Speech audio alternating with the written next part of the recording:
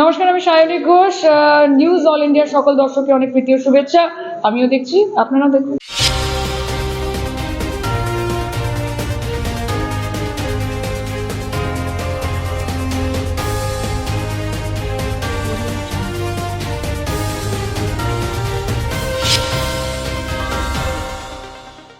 নমস্কার, news all ইন্ডিয়ার পর্দায় আপনাদের স্বাগত। আপনাদের সঙ্গে আমি অর্পিতা। শুরু করছি আজকের বিস্তারিত খবর।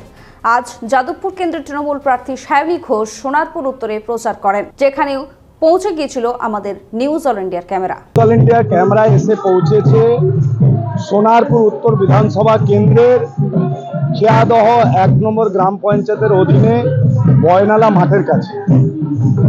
এখানে আমরা দেখতে পাচ্ছি বহু সংখ্যক মানুষ, যিনি যাদবপুর কেন্দ্রের প্রার্থী সায়নী ঘোষের অপেক্ষায় আছেন। সায়নী ঘোষের অপেক্ষায় কিন্তু এখানে কিছু আদিবাসী নৃত্যেরও ব্যবস্থা করা হয়েছে। তার অপেক্ষায় তাকে স্বাগত জানানোর জন্য এখানে আদিবাসী নৃত্যর একটি আয়োজন করেছে। আর কিছুক্ষণের মধ্যে সায়নী ঘোষ, যিনি যাদবপুর লোকসভা কেন্দ্রে লড়াই করছেন, সর্বভারতীয় তৃণমূল কংগ্রেসের মনোনীত প্রার্থী, তার অপেক্ষায় তারা এখানে বহু সংখ্যক মানুষ তারা রয়েছেন স্টেজে। এখন যিনি 21শে জুলাই আপনারা দেখেছিলেন, সারা পশ্চিমবাংলায় সারা ফেলে দিয়েছিলেন, রাজন্না হালদার, তিনি বক্তব্য রাখছেন ও সায়নী ঘোষের অপেক্ষায় বহু মানুষ এখানে রয়েছেন। তার সাথে বিধায়িকা ফিরদৌসী বেগম, নজরুল আলী মন্ডল এসে পৌঁছবে। এখানে বয়নালায় কিন্তু উপস্থিত হয়েছেন যাদবপুর কেন্দ্রের প্রার্থী সায়নী ঘোষ। সকালবেলায় তিনি কামরাবাদে প্রচার করেছেন, তার সাথে এখন কিন্তু চলে আসছেন বয়নালায়। আপনারা দেখতে পাচ্ছেন সায়নী ঘোষের সাথে সোনারপুর উত্তর বিধায়িকা ফিরদৌসী বেগম, সাথে রয়েছে নজরুল আলী মন্ডল, পেছনে রয়েছেন কর্মী সমর্থকরা। এখানে আমরা দেখতে পাচ্ছি বহু সংখ্যক কর্মীরা কিন্তু রয়েছেন। 2021 সালে যে মেয়েকে পরিচয় পেয়েছিল সারা বাংলার মানুষ, রাজন্না হালদার, তাকে আজ আমাদের সাংবাদিক প্রশ্ন করলে কি বললেন তিনি, শুনে নেব। আপনি সোনারপুর দক্ষিণে থাকেন, সেখানে অনেক কর্মী ঘরে বসে, কি মনে করছেন? কর্মীরা তো অবশ্যই, আমিও দেখলাম যে তারা এই আসন্ন লোকসভাকে কেন্দ্র করে বিভিন্ন রকমের কর্মসূচি করছেন এবং আমাদের যিনি প্রার্থী সায়নীদি, তার সঙ্গে প্রত্যেক কর্মী বেরিয়েছেন। আর আমার মনে হয় যে যিনি বিধায়িকা রয়েছেন, তিনি যথেষ্ট বিচক্ষণ। এক্ষেত্রে নিশ্চয়ই কোনো কর্মীকে তিনি ঘরে বসে থাকতে দেবেন না, এটাই আশাবাদী। তৃণমূল এই লোকসভায় কেমন ফল করবে? এটা যদি উত্তর আমাকে সাধারণ নাগরিক হিসেবে জানতে চান, আমার মনে হয় যে 30-এর বেশি আসন এই লোকসভায় তৃণমূল কংগ্রেসের পক্ষে থাকবে। আর যদি আমাকে দলীয় কর্মী হিসাবে এই প্রশ্নটি করেন, তৃণমূল কংগ্রেসের একজন কর্মী হিসাবে, তাহলে আমি বলবো অবশ্যই 42-42। যাদবপুরে সেলিব্রিটি সাংসদদের জেতার পর এলাকায় দেখা যায়নি, সায়নী কি করবে? না, সংসদের কাজ আমি যতটুকু জানি সেটা হচ্ছে সংসদ ভবনে গিয়ে, পার্লামেন্টে গিয়ে উল্লেখযোগ্য দাবিগুলো তুলে ধরা বা সেই অঞ্চলের মানুষের কথা, মানুষের যেটা প্রয়োজনীয়তা সেটা তুলে ধরা। এবং আমার মনে হয় যে মমতা বন্দ্যোপাধ্যায়ের পরবর্তী যে কজন তৃণমূল কংগ্রেসের সাংসদ যাদবপুর বিশ্ববিদ্যালয়, যাদবপুর লোকসভা কেন্দ্রে দেখেছি, তারা প্রত্যেকেই তুফার বক্তা এবং পার্লামেন্টে তারা একদম বিরোধীদের দিয়ে দিয়েছে বলতে পারি আমি। আর দ্বিতীয় বিষয়, সায়নী ঘোষ সেলিব্রিটি তো অবশ্যই, অভিনেত্রী হওয়ার পরেও তার একটি উল্লেখযোগ্য পরিচয় রয়েছে, সেটা হচ্ছে তিনি জননেত্রী। আমরা সবাই জানি যে যুব তৃণমূল কংগ্রেসের তিনি সভানেত্রী ছিলেন এবং তিনি তার যেই দায়িত্বটা সেটা দুর্ধর্ষভাবে পালন করেছেন, দুর্দান্ত পালন করেছেন 3 বছর ধরে। এবং তাই জন্যই হয়তো আজকে তিনি এই প্রার্থী হওয়ার জন্য মমতা বন্দ্যোপাধ্যায় তাকে বেছে নিয়েছেন। অভিনেত্রী এখন রাজনৈতিক পথটা কেমন, কি মনে হচ্ছে? না, প্রফেশন, এই যে আমি যেটা সায়নীদের ক্ষেত্রে বললাম, আমাদের প্রফেশন, দেখুন আমি রাজনীতিতে হয় না ফুল টাইমার পার্ট টাইমার হয়, আমি রাজনীতিতে আমার ভালোবেসে ফুল টাইম দেওয়ার জন্য করি। সেরকম আমার প্রফেশন রাজনীতি, আমার প্রফেশন অভিনয়টা আমার ভালোবাসার জায়গা, সেটা আমার এরকম নয় যে আমি মানে রাজনীতিটা আমাকে জোর করে করতে হচ্ছে বা অভিনয়টা জোর করে করতে হচ্ছে, একদমই নয়। যে খুব সুন্দর আঁকে সে হয়তো খুব সুন্দর গানও গাইতে পারে, যে খুব সুন্দর নাচে সে হয়তো খুব সুন্দর আঁকতেও পারে। আমার মনে হয় যে প্রত্যেকেরই বিভিন্ন প্রতিভা থাকে। রাজনীতিটা আমার মনের প্রাণের জায়গা। আমি মমতা বন্দ্যোপাধ্যায়কে দেখে রাজনীতি শুরু করেছিলাম, অভিষেক বন্দ্যোপাধ্যায় সেই কাজটা পেয়েছি আমরা রাজনীতি করতে এসে। সাধারণ মানুষের কাছে পৌঁছানো যায় রাজনীতির মাধ্যমে। আমার মনে হয় সংসদেও রাজনীতি রয়েছে, প্রত্যেকটা প্রফেশনে রাজনীতি রয়েছে।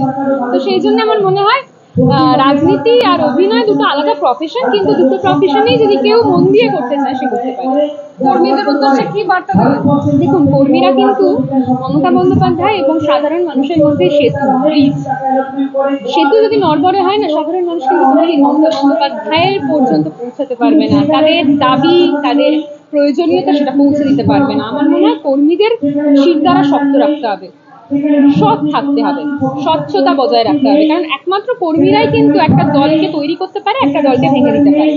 আজকে যদি কর্মীরা তাদের শিরদাঁড়া বিক্রি করে দেয়, কর্মীরা যদি অস্বচ্ছতার পথে চলে, মিথ্যার পথে চলে, মেরুদণ্ড বিক্রি করে দেয়, আমার মনে হয় তাহলে সেই দলটা থাকতে পারবে না, যেটা আমরা 34 বছরের সিপিএম এর ক্ষেত্রে দেখেছিলাম।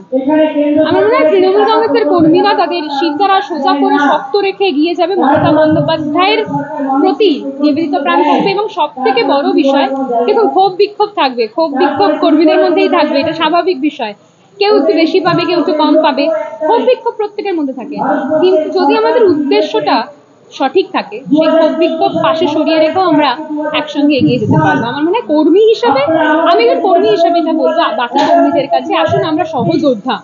আমরা সাধারণ মানুষকে তাদের দাবিগুলো পৌঁছে দিই, তাদের আদায়গুলো ছিনিয়ে আনি। 100 দিনের কাজের টাকা, পেট্রোলের মূল্যবৃদ্ধিকে হ্রাস করার চেষ্টা, আবাস, ঘর দেওয়া, সর্বোপরি মমতা বন্দ্যোপাধ্যায় যে প্রকল্পগুলো চেয়েছেন সেগুলো সাধারণ মানুষকে পাইয়ে দেওয়া, এইগুলো যদি আমরা করতে পারি তাহলে অবশ্যই তৃণমূল কংগ্রেসকে মানুষ গ্রহণ করবে। আজ কর্মী সভায় সায়নী ঘোষ বললেন, আমাদের সরকার 12 বছর, এখনো বাচ্চা সরকার। 34 বছর হলে কি অবস্থায় থাকতাম আমরা, মন্তব্য সায়নীর। তার সাথে বিজেপি প্রার্থী দিলীপ ঘোষকেও একহাত নিলেন সায়নী। 14 কোটি মানুষের জন্য কাজ করছেন মমতা বন্দ্যোপাধ্যায়, সময় লাগে, বাচ্চা সরকার, 12 বছর হয়েছে। 34 বছর কি অবস্থায় থাকতাম আমরা?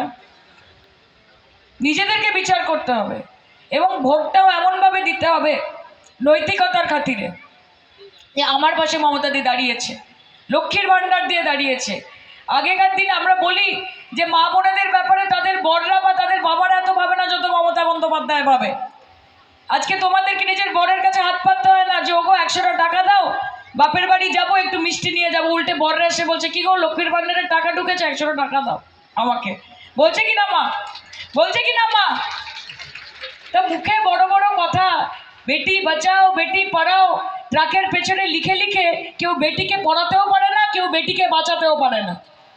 মহিলাদেরকে কোনো সুযোগ দেয় না, মহিলাদেরকে কোনো সুরক্ষা দেয় না। আজকে মমতা বন্দ্যোপাধ্যায়, তার আশীর্বাদ, তার কৃপা, তার ভালোবাসায় আমরা বলি মা বোনেদের সরকার।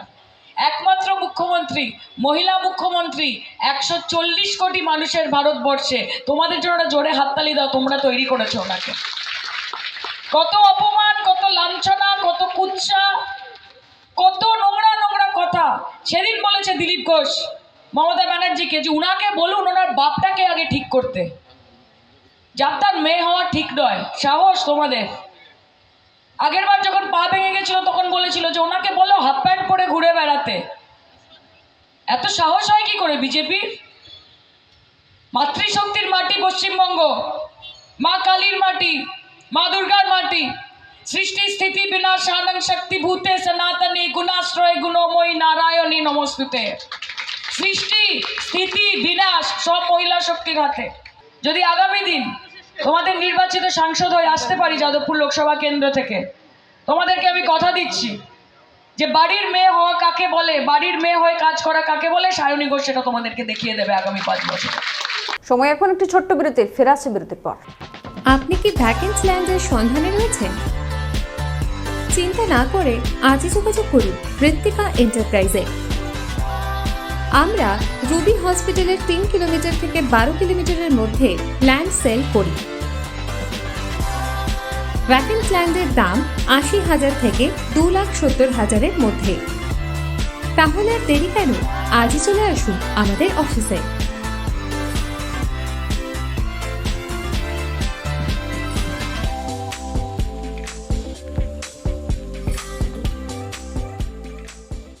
ফিরে এলাম বিরতির পর আসছে এবারে বিস্তারিত খবরে। আজ একটি কর্মী সভা শেষে আমাদের ক্যামেরার মুখোমুখি হয়েছিলেন সায়নী ঘোষ। আজকে যাদবপুর লোকসভা কেন্দ্রের তৃণমূল কংগ্রেস মনোনীত প্রার্থী তিনি আসছেন এই গোয়ালবাটি সংলগ্ন মাঠে, যেখানে উপস্থিত থাকবেন যাদবপুর লোকসভা কেন্দ্রের প্রার্থী সায়নী ঘোষ, সাথে থাকবেন বিধায়িকা ফিরদৌসী বেগম, সাথে থাকবেন সাংগঠনিক প্রধান নজরুল আলী মণ্ডল। এই লোকসভা কেন্দ্রে সায়নী ঘোষ এই গোয়ালবাটি সংলগ্ন মাঠে এই প্রথমবার দেখতে পাচ্ছেন বহু মহিলা, বহু মানুষ তার অপেক্ষায় বসে আছেন। বহু মানুষ আপনারা দেখতে পাচ্ছেন অপেক্ষায় রয়েছেন। সায়নী ঘোষ আর কিছুক্ষণের মধ্যে এখানে এসে পৌঁছবেন। বহু সংখ্যক মহিলা, যারা মহিলা তাদের অপেক্ষায় রয়েছেন। আর কিছুক্ষণের মধ্যে সায়নী ঘোষ এসে পৌঁছচ্ছেন। তার সাথে থাকবেন বিধায়িকা ফিরদৌসী বেগম, সাংগঠনিক প্রধান নজরুল আলী মণ্ডল। আপনি সকাল 9টা থেকে যেভাবে মানুষ কাতারে কাতারে এখানে এসে বসেছেন, একদিকে যেমন এখানে রেখেছে, একদিকে যেমন পুরুষ আর একদিকে যেমন মহিলা, আর সবাই অধীর অপেক্ষায় বসে আছেন যে এখানে যেহেতু খেয়া দেওয়া 2 নম্বরটা মৎস্যজীবীরা, তারা বহু মানুষ এখানে বসবাস করেন, মৎস্য দপ্তরের সাথে তারা যুক্ত মৎস্যজীবী, তারা অপেক্ষায় বসে আছেন যদি আমাদের জন্য খেয়া দেওয়াতে কিছু, এই মৎস্যজীবীদের জন্য যদি কিছু প্রকল্প দেন। একদিকে দেখতে পাচ্ছেন বহু মানুষ রয়েছে, একদিকে দেখছেন এখান থেকে বয়নালাতে এসে এই পথে এসে আমাদের মৎস্য। ওনারা তো চার্টার্ড প্লেন নিয়ে মানুষকে ভাঙিয়ে নিয়ে যান এখান থেকে, সেই সময় তো ওনাদের চার্টার্ড প্লেন থাকে।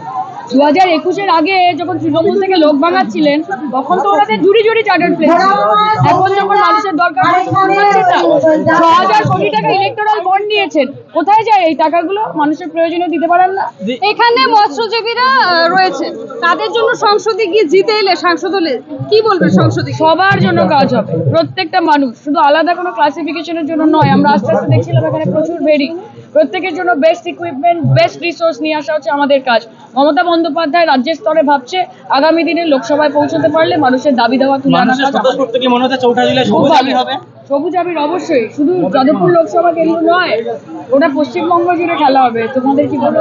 বিরোধী প্রার্থী বলছে, অনির্বাণ গঙ্গোপাধ্যায় বলছে যে আপনি বিভিন্ন শিব মন্দিরে ঢুকছেন, ওখানে আপনার ঢোকা উচিত না, কি বলবেন? উনি কেউ না, উনি কি শিব ঠাকুর? উনি কি ভগবান? ওনাকে নিজের কাজ করতে বলুন। আজ সায়নীর একটি কর্মী সভায় উপস্থিত হয়েছিলেন তৃণমূলের ছাত্র পরিষদের রাজ্য নেতা এবং গবেষক সুপ্রিয় চন্দ। এদিন তিনি আমাদের নিউজ অল ইন্ডিয়ার ক্যামেরার মুখোমুখি হন। কি বললেন তিনি শুনুন। তুমি তো উত্তরবঙ্গের ভূমিপুত্র, তো গত লোকসভা নির্বাচনের ফলাফল ভালো হয়নি, এবার কেমন হবে? গতবার লোকসভা নির্বাচনটা দেখুন, জাতীয়তাবাদের তীব্র আবেগ আর ধর্মকে ব্যবহার করে বিজেপি এটা চেষ্টা করেছিল। আমি নিঃসন্দেহে এটা বলতে পারি, উত্তরবঙ্গের সবকটার যে আসন, উত্তরবঙ্গের সবকটা আসনে এবার দল ভালো ফলাফল করবে। এবং অভিষেক বন্দ্যোপাধ্যায় নিজের দায়িত্ব নিয়ে উত্তরবঙ্গের একাধিক আসনে প্রার্থী চয়ন থেকে শুরু করে ভোট পরিচালনা তিনি তার দায়িত্বে আছেন।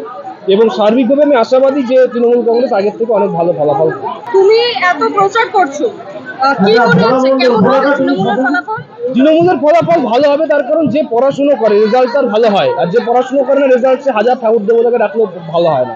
তৃণমূল কংগ্রেস সারা বছর ধরে যায় সোনারপুর উত্তর, নজরুল আলী মণ্ডলরা, ফিরদৌসী বেগমরা সারা বছর ধরে কাজ করে, সারা বছর ধরে প্রোগ্রাম কর্মী সভা করেন। ফলে রেজাল্টে তার প্রতিফলন থাকবে, তার একটা ছবি থাকবে, এটা নতুন কথা নয়। বিরোধীরা ইস্যু নেই, তাই বিরোধীরা ভাবছে যে তৃণমূল কংগ্রেস এই করবে সেই করবে। কেন্দ্রীয় বাহিনী আসুক, আমেরিকান বাহিনী আসুক, ব্রাজিল আর্জেন্টিনা থেকে বাহিনী আসুক, তারপর তৃণমূল কংগ্রেসের যা ফলাফল হবে 100তে পরীক্ষা দিতে গেলে 100ই তার টার্গেট। আমরা 42টা আসনে লড়ছি, 42টা আসনে টার্গেট। যত আসন আমরা পাবো এটা বলার মতো উদ্যোগ আমরা নই, এটা মানুষ যা দেবে আমরা তাই পাবো। কিন্তু এটা দেখা গেছে যে মানুষ তার সমর্থন, ভালোবাসা, আশীর্বাদের ঝুলিতে তৃণমূল কংগ্রেসকে নিরাশ করেনি। সময় এখন একটি ছোট্ট বিরতির, ফেরা আসছে বিরতির পর। রুবি হসপিটালের খুব কাছে বিমান্তা হোটেলের পাশে Ruby guest house. Ruby guest হাউসে আসলেই আপনারা কম দামে পেয়ে যাবেন রুম ভাড়া। তাহলে আজই চলে আসুন রুবি গেস্ট হাউসে। Ruby guest house. ফিরে এলাম বিরতির পর, আসছে এবারে বিস্তারিত খবরে। আজ দুর্গাপুরে বিধাননগর এলাকায় প্রাতঃভ্রমণ সারেন বিজেপি প্রার্থী দিলীপ ঘোষ। এরপর স্থানীয় একটি মাঠে স্বয়ংসেবকদের সাথে দেখা করে জনসংযোগ সারলেন দিলীপ ঘোষ। টিএমসি আজকে এত নামছে, এত নিচে নামছে, বাঁচার কোনো রাস্তা নেই। আজ সাধারণ যে সৌজন্যবোধ সেটাও চলে গেছে। আমাদের এখানকার প্রার্থী কোন সাত সমুদ্র তরুণ নদীর পার থেকে এসেছেন, তিনি বর্ধমান দুর্গাপুর সম্বন্ধে কিছু জানেন না, এখানকার লোক ওনার সম্বন্ধে কিছু জানে না। তিনি কিভাবে অ্যাটাক করছেন, আমাকে কিভাবে গালাগালি দিচ্ছেন, তো এটাই উনি বুঝে গেছেন যে টিএমসি করতে হলে ছোট লোক হতে হবে, আর সেরকম ব্যবহার করছেন। আর কি পরিণাম হলো, পার্টির লোকেরা এমন তাড়া করলো, মন্দিরে গিয়ে লুকোতে হলো। বেশি বাড় বেড়ো না, আমি তো এ তো পহলি ঝাঁকি হ্যাঁ। बच के रहना रे बाबा, बच के रहना रे, टीएमसी से बच के रहना, कीर्ति आजाद। গতকাল তছনছ গোটা এলাকা মাত্র কয়েক মিনিটের ঝড়ে। জলপাইগুড়িতে ঘূর্ণিঝড়ের দাপটে কার্যত লন্ডভন্ড সবকিছু। জলপাইগুড়ির বার্নিশ ও পাহাড়পুর সংলগ্ন এলাকা একাধিক বাড়ি ক্ষতিগ্রস্ত। মৃতের সংখ্যা কমপক্ষে ৩। আচমকা ধেয়ে এলো এই ঘূর্ণিঝড়। এই ঝড়ে কার্যত তছনছ হয়ে গিয়েছে চারিদিক। খবর এখনকার মতো এই পর্যন্তই। দেখতে থাকুন নিউজিল্যান্ডের খবর মানে আমরা। শুভরাত্রি।